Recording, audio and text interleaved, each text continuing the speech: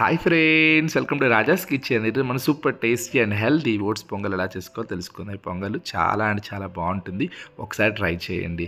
దానికోసం ముందుగా మనం గిన్నెలోకి ఒక అర గ్లాస్ వరకు పెసరపప్పు తీసుకొని కొద్దిగా దూరగా వేయించుకొని నీళ్లు పోసుకొని నానబెట్టుకోవాలి. అలానే ఓట్స్ కూడా ఒక గ్లాస్ తీసుకొని వాటిని మనం నీళ్లు పోసుకొని నానబెట్టుకోవాలి. ఒక అరగంట పాటు నానబెట్టుకుంటే బాగుంటాయి అన్నమాట. ఆ తర్వాత ఒక గిన్నెలోకి ఒక 3 నుంచి 4 టేబుల్ స్పూన్ వరకు నెయ్యి, మిరియాలు, అల్లం, జీలకర్ర, పచ్చిమిరపకాయలు, ఇంగువ, అలానే కరివేపాకు, ఇంకా ఎండుమిరపకాయలు కావాలంటే ఎండుమిరపకాయలు కూడా వేసుకోవచ్చు అండి. జీడిపప్పు, ఇవన్నీ కూడా వేయించి దోరగా వేయించుకోవాలి. బాగా వేగిన తర్వాత ముందుగా నానబెట్టుకున్నటువంటి పెసరపప్పు, అలానే ముందుగా నానబెట్టుకున్నటువంటి ఓట్స్ వాటర్ పిండేసి వేసి ఒక 2 నిమిషాల పాటు వేయించుకొని దాంట్లో మనం నీళ్లు పోసుకొని ఉడుకు పట్టనివ్వాలండి. ఉప్పు ముందే వేయకండి, ఎందుకంటే మన పప్పు ఉడకాలి కాబట్టి. కుక్కర్లో అయితే ముందే వేయచ్చు.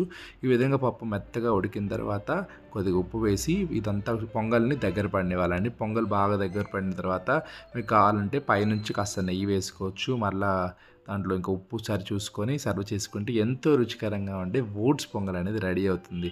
ఇదైతే చాలా బాగుంటుంది. బ్రేక్ఫాస్ట్లోకి, లంచ్లోకి, డిన్నర్లోకి మంచి కాంబినేషన్ అనమాట. తప్పకుండా ట్రై చేయండి. Thank you.